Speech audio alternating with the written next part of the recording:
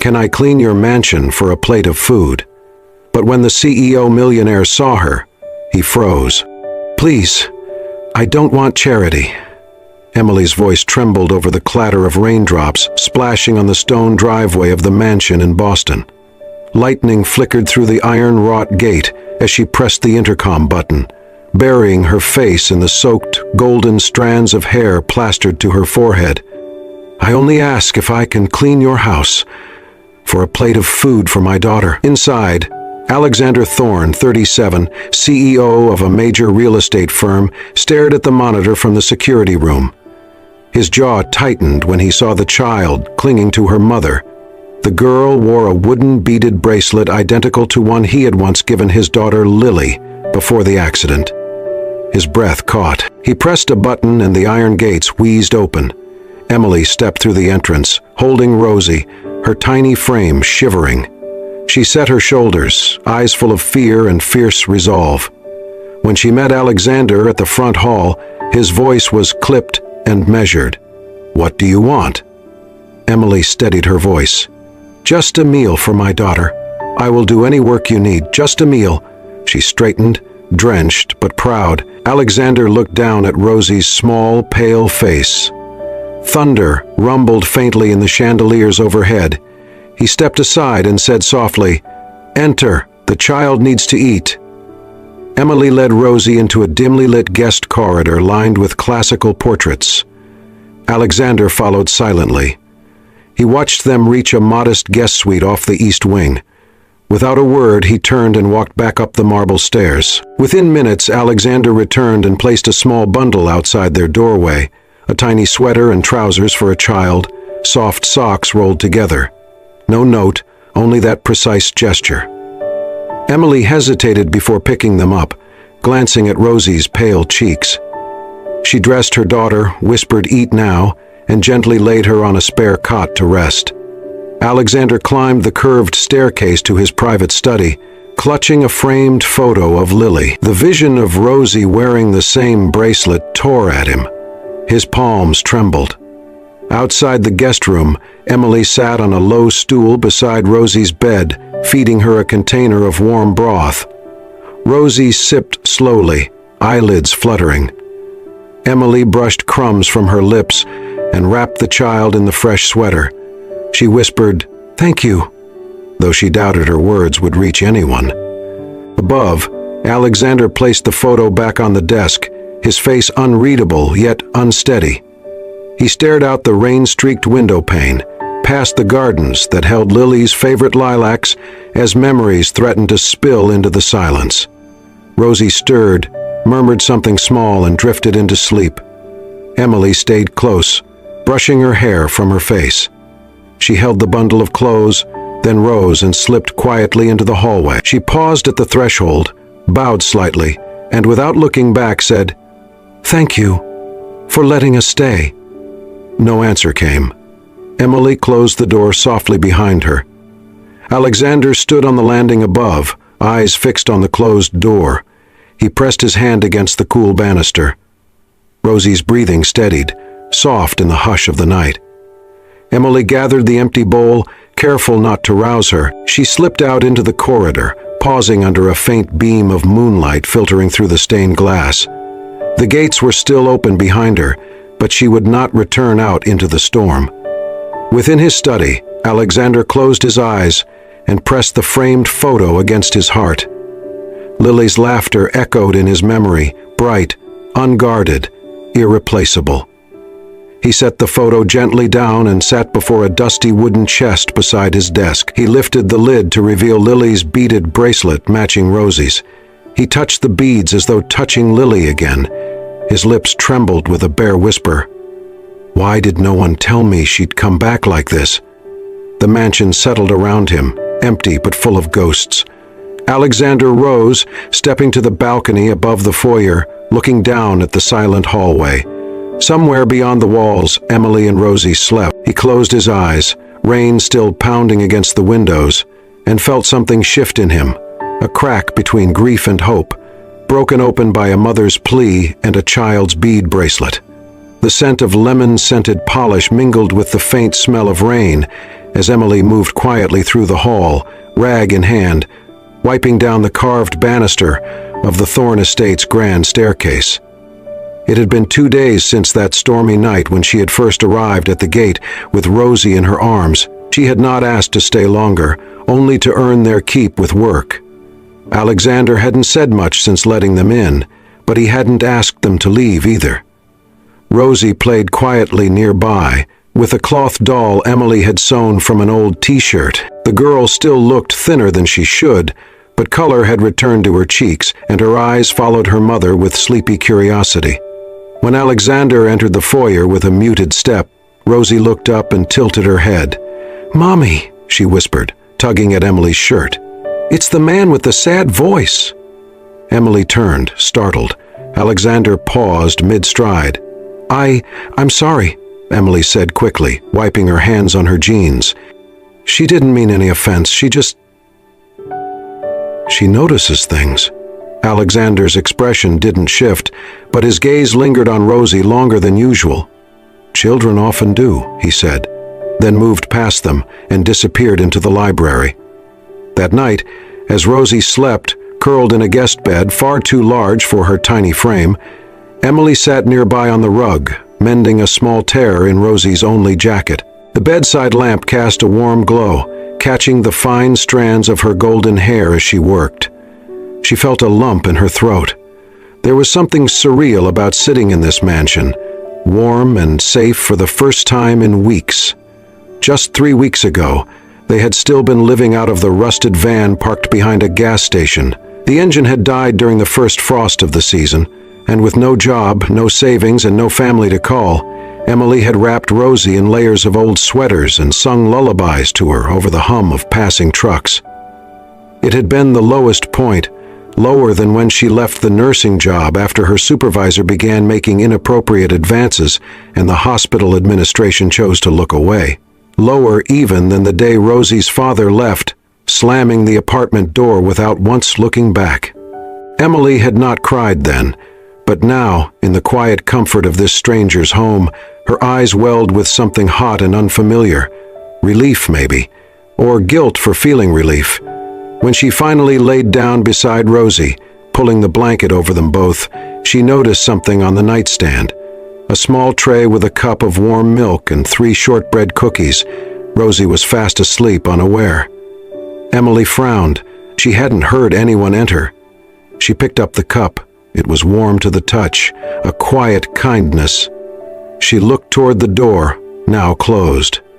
The next morning, Emily swept the kitchen floor while Rosie sat at the breakfast nook, coloring with the set of old crayons Alexander had placed on the counter. Emily hadn't asked for them.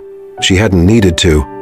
Alexander appeared briefly, nodded, and left with his phone pressed to his ear. No questions, no lectures, just that quiet presence, moving through the house like a shadow. Later, as she tucked Rosie in for a nap, the child whispered, "He looks at you like he's thinking of something sad." Emily smoothed the child's curls, then sat in the corner, uncertain how to answer. That evening, as dusk settled over the estate, Emily stood by the kitchen window watching the twilight creep across the lawn. She didn't know why Alexander had allowed them to stay. She didn't know what he saw in Rosie's bracelet, or why he had placed milk and cookies beside the bed without a word. She was grateful, but wary. People with that kind of money, they didn't help without reasons. Still, he had not asked her anything, not even her last name. Upstairs, Alexander sat in his study, staring at the fire. His fingers traced the grooves of the beaded bracelet on his desk, the twin of Rosie's. Her laughter from the kitchen echoed faintly up the halls. It was a sound he had not heard in years, not since Lily. He closed his eyes, just for a moment, and in that breath, he remembered what it was like to come home to the sound of a child's voice. Not his child, not anymore. But maybe, something close. The mansion was quiet in the way only grief can silence a home, thick, unyielding, and patient. Though grand in its architecture, Alexander Thorne's estate felt more like a mausoleum than a place of living.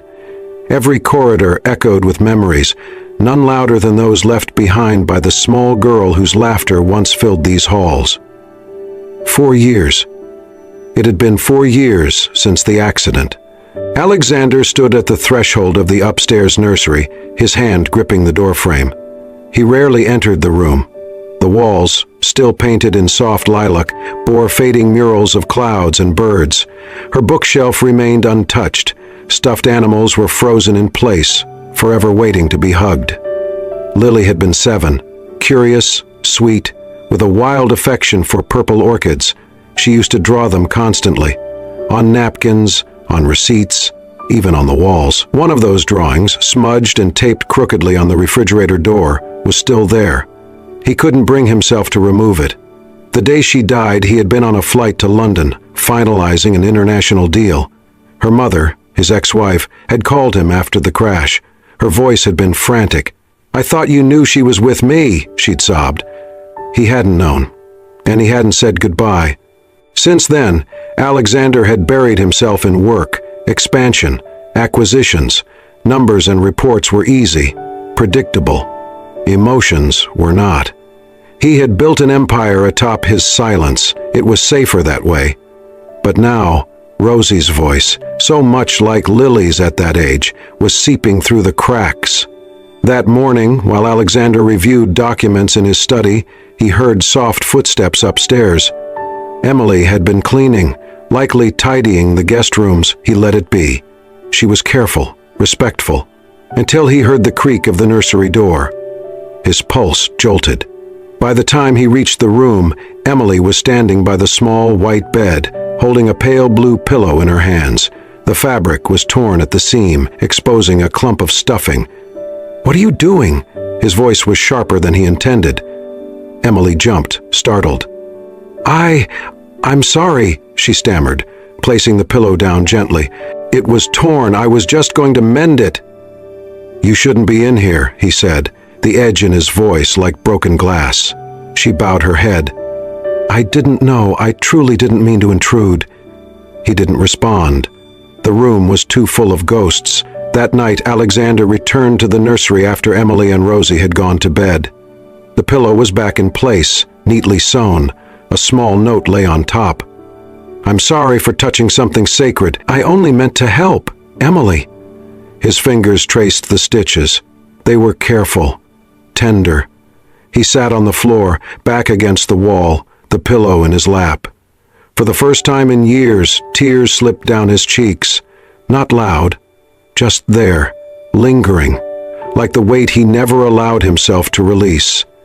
Downstairs, Emily paced in the kitchen, unsure if she had overstepped, but something about the look in Alexander's eyes, when he had found her holding that pillow, had spoken of a pain deeper than anger.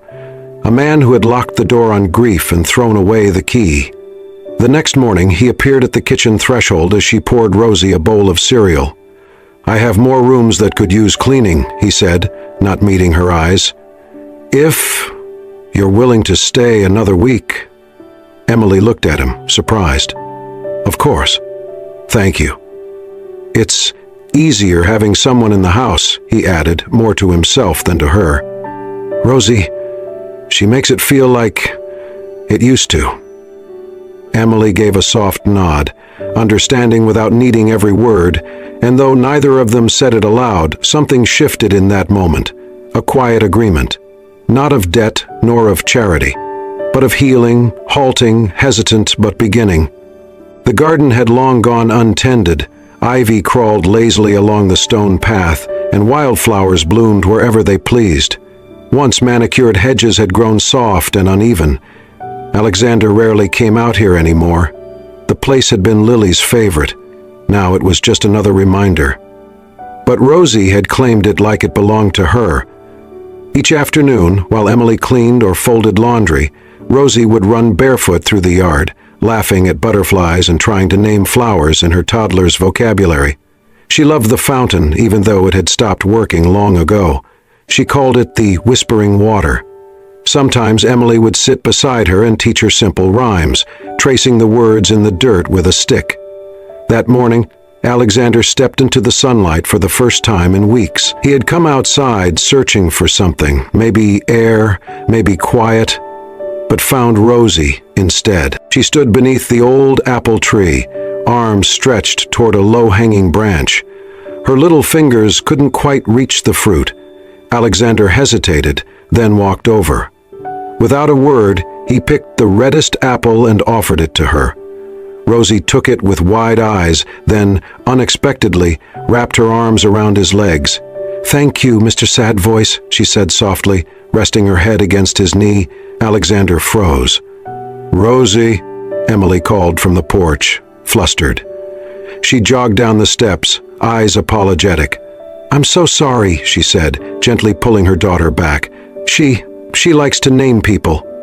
Alexander looked down at the apple still in Rosie's hand, then back at Emily. "It's all right," he said. His voice was low, not cold. "She says your voice sounds like someone missing a song," Emily added, smiling shyly. "I told her some people carry quiet in their hearts." He did not know how to respond to that. Later, they sat in the kitchen as Rosie napped upstairs. Emily peeled potatoes, and Alexander, for once, did not retreat to his study. "You know," Emily said, glancing sideways, "before all this, I worked at a nursing home, night shifts mostly. It wasn't glamorous, but I liked listening to the residents talk about the past." "What happened?" Alexander asked. Her hands paused. "A supervisor started cornering me, saying things he shouldn't. When I reported it, they said I made it up. I walked out that day." There was a silence. "And Rosie's father?" he asked gently. "Left when I was 3 months pregnant," she said simply. "Never called, never looked back." Alexander's brow furrowed. "That's unforgivable." Emily shrugged. "I stopped waiting to understand it. Rosie was born in the back seat of our old van. The first thing she did was scream, loud and strong. That sound kept me going." He watched her as she sliced the last potato, her movements steady, purposeful. "You're stronger than you realize," he said quietly. That evening the rain returned, soft this time, like a lullaby on the roof. Emily and Rosie curled on the living room sofa, wrapped in a knitted blanket. The fireplace crackled faintly. They had fallen asleep, Rosie's tiny body nestled against her mother's side, Emily's arm curled protectively around her. Alexander came downstairs for a glass of water, but stopped when he saw them. He did not move closer. He simply stood in the hallway, watching. The soft rise and fall of their breathing, Rosie's little hand tangled in Emily's shirt, the way Emily's face, even in sleep, looked ready to wake at the slightest sound. He stayed there a long time. Then, quietly, he turned off the hallway light so it would not wake them and returned upstairs. He could feel it, something he had not allowed himself in years. A warmth, delicate and dangerous. He was starting to care, but care was a risk. And the last time he had loved without restraint, it had broken him. Still, as he lay in bed, the image of Emily and Rosie lingered behind his eyes. He closed them, and for the first time in years, sleep came not as an escape, but as a place where their laughter followed him into dreams. The storm arrived without warning. By early evening, the sky had turned the color of iron, and rain came down in heavy sheets, drumming against the tall windows of the Thorne estate. Thunder rumbled low in the distance, but inside, the lights still glowed warmly. Until they didn't. At precisely 7:08 p.m., the entire house blinked into darkness. The hum of the refrigerator stilled. The security lights went dead. In the silence that followed, only Rosie's soft gasp broke through. Emily stood near the kitchen, holding a flashlight. "Well," she said with a calmness she didn't quite feel, "I guess it's going to be a candlelight kind of evening." Rosie clapped her hands. "Like a camping trip." Within minutes, Emily had placed a few candles on the coffee table. Their small flames flickered against the glass, casting a warm golden light across the living room. She wrapped Rosie in a blanket and sat with her on the rug. Alexander joined them, uncertain, holding a thick book of poems in one hand. He hesitated near the doorway. "Come on," Emily said, patting the floor. "We don't bite," Alexander chuckled, sitting down stiffly. The candlelight softened his features, erased the sharp lines that usually etched his face. "Tell us a story, Mommy," Rosie chirped. Emily leaned back, her smile playful. "Okay. Once upon a time there was a tiny hedgehog who wanted to fly. As the story unfolded with wild exaggerations and silly voices, Rosie giggled uncontrollably, her laughter filling every corner of the room. She rolled onto her side, howling with joy when Emily mimicked a hedgehog trying to build wings out of leaves and string. Alexander watched her, stunned. It was not the sound of laughter that undid him, but the shape of it. The way Rosie's nose wrinkled, the little gasp between giggles. It was exactly how Lily used to laugh. His hands trembled. Emily finished the story, laughing herself now, and looked over. Her smile faded. "Are you okay?" Alexander blinked. He hadn't realized the tears had come until one slipped down his cheek.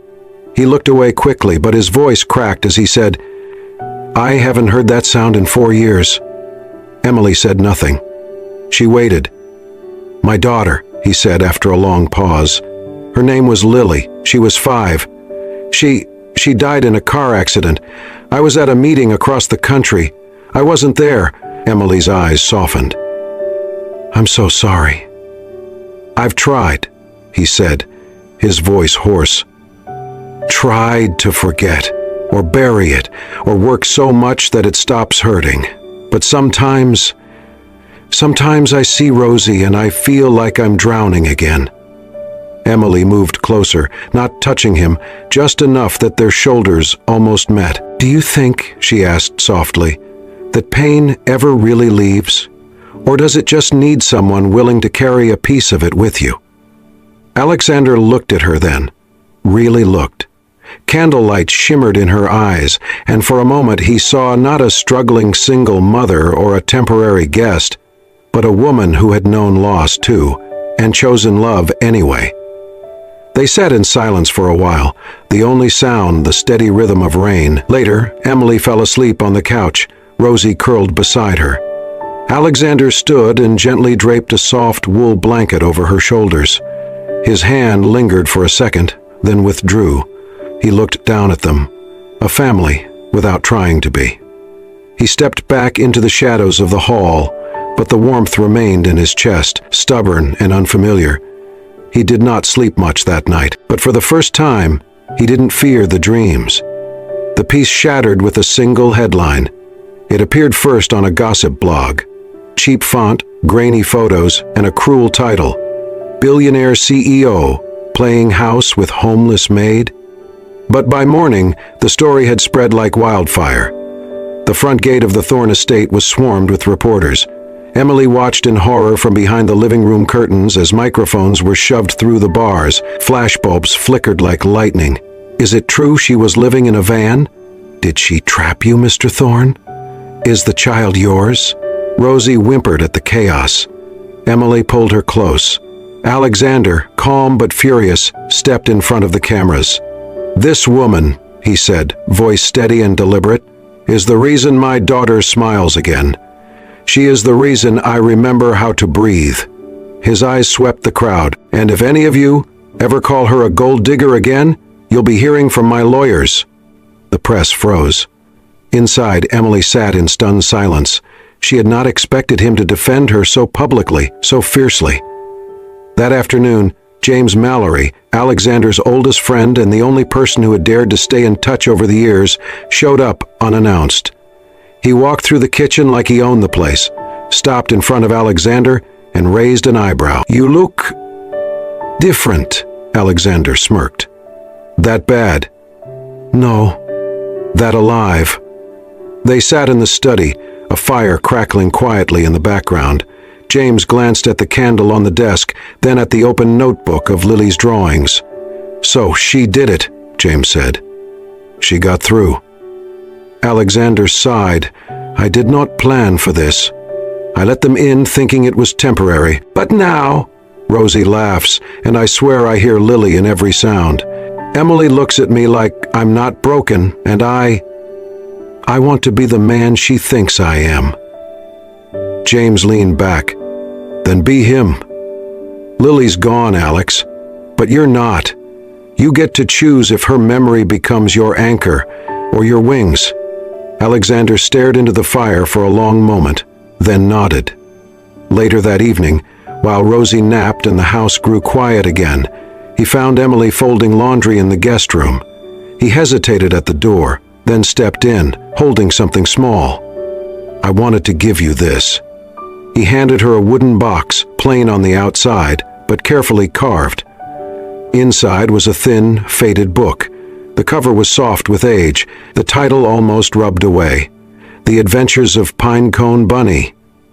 Lily's favorite, he said. She made me read it every night, even when she memorized every word. Emily traced her fingers over the spine, gentle. Rosie will love it. I thought...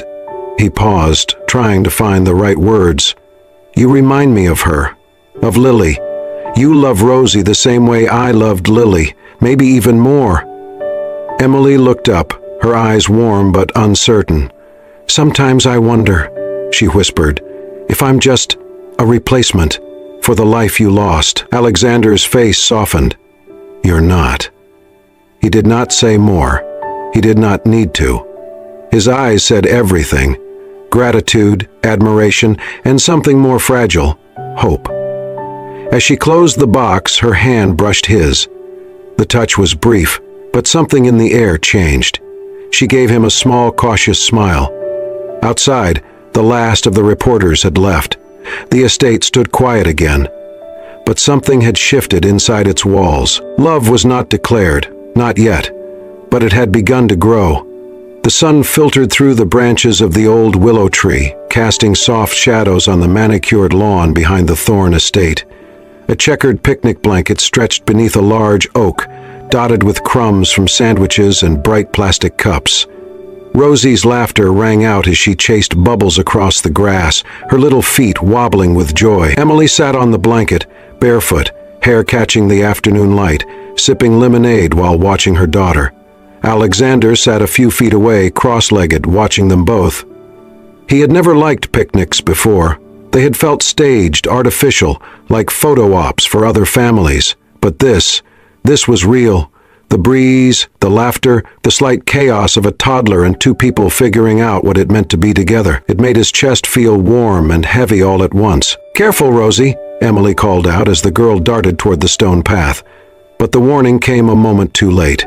Rosie tripped over the edge of the garden path and fell with a sharp cry. Her hands scraped against the stone.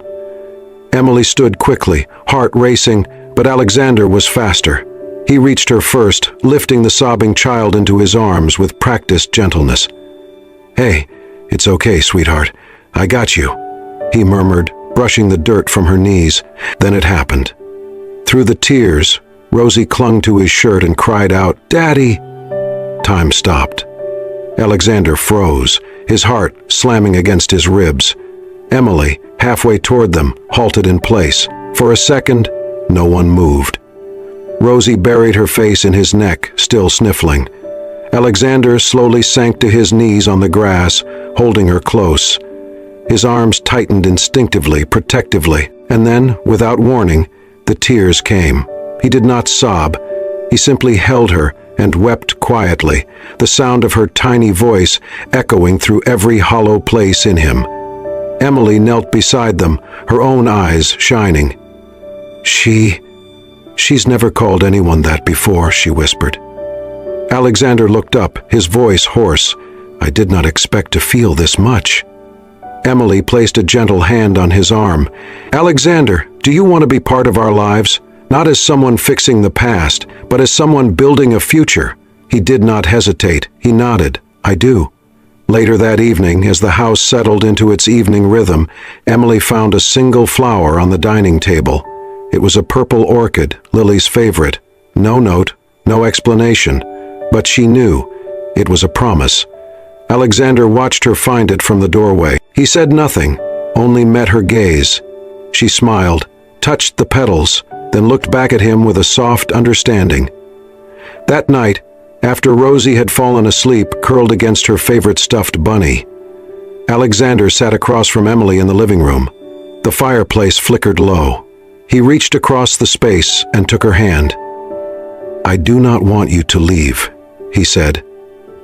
"Ever." Emily exhaled, her chest rising with something like relief, but also worry. "And what happens when people start asking questions again? When the press wants to know who I am, do you?" Alexander looked into her eyes, his expression open, unguarded. "They will know you are the woman I trust, the one who saved my life." He paused. "And if it takes time before we tell the world everything, that is okay too." Emily nodded. "Then we stay, for now." He smiled. "Oh, for always. If you want." Outside, the garden glowed with the last light of day. Inside, in the space between grief and healing, something new had begun to grow. A family, not built by blood, but by love.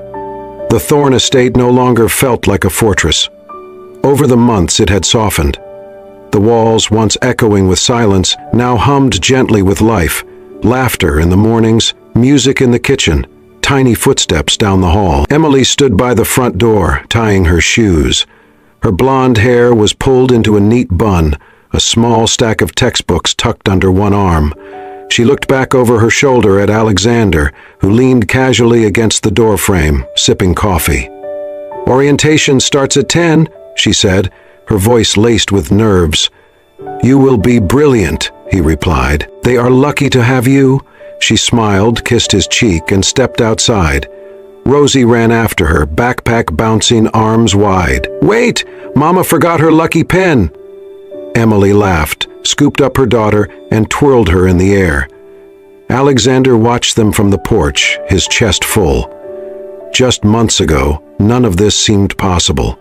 Emily's dream of returning to nursing, Rosie's open, fearless joy, and yet here they were, weaving a new life one thread at a time. Inside, the living room had changed too. Gone were the stiff arrangements, the untouched corners. In their place, a play tent, a bookshelf lined with children's stories, and on the center wall, a new painting. It was Rosie's, crayon and watercolor on thick paper. 3 figures holding hands beneath a blue sky, one tall, one with a dress, and one small with curly hair. Above them, a crooked sun smiled down. Alexander had framed it himself. "Family," Rosie had written in bold letters at the top. He had hung it in the living room without saying a word, but when Emily saw it, she stood still for a long moment. Her hand brushed his as she whispered, "Thank you."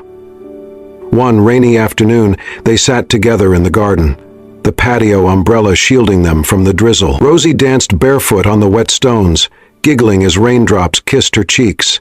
Alexander reached over, brushing a strand of hair from Emily's face. "I used to dread the rain," he murmured. She looked at him. "And now?" He watched Rosie spin in circles, arms out like wings. "Now it feels like a second chance." Emily rested her head on his shoulder. "I spent years fearing the next goodbye. Now I believe in tomorrows again." They sat in silence, letting the soft rain wash over their thoughts. Later that evening, after dinner, Rosie crawled onto Alexander's lap, cradling a photo album Emily had unearthed from a thrift shop project. "Tell me again," she said, pointing to a photo. Alexander smiled. "That was your first day at the zoo. You fed the goats." "And screamed when one licked your hand." She laughed, burying her face in his chest. "You are the best, Daddy." He closed his eyes, holding her tight. "I had the best teacher," he whispered. That night, after Rosie had been tucked in, Alexander walked through the garden alone. The flowers Emily had planted now bloomed freely, among them a small cluster of purple orchids. He paused by them, kneeling down, fingers grazing the petals. "Hi, Lily," he said softly. "I hope you like the garden." He stood slowly, feeling the weight lift, just a little more than yesterday. When he returned to the house, Emily met him at the door, barefoot and glowing in the candlelight. She reached for his hand. "We are home, aren't we?" she asked. He nodded. "Yes, we finally are." And under the quiet hum of rain and hope, they stepped into the warmth together. "Pain never disappears," the story seemed to whisper, "but it softens when held by hands that choose love over fear." If this story touched your heart, if you felt the quiet ache of loss, the warmth of a second chance, or the gentle healing of unexpected love, then we invite you to stay with us. At Soul Stirring Stories, we bring you powerful tales of resilience, redemption, and the beauty of human connection. Every week we share stories that will move you to tears, leave you smiling, and remind you of what truly matters. If you believe in love that heals, families that form in the most unexpected ways, and the kind of moments that linger in your soul, then please subscribe to our channel, hit the like button, and turn on notifications so you never miss a story that might just change your day or your life. Thank you for watching. And remember, the most beautiful language doesn't need words, just a heart willing to listen. See you in the next story.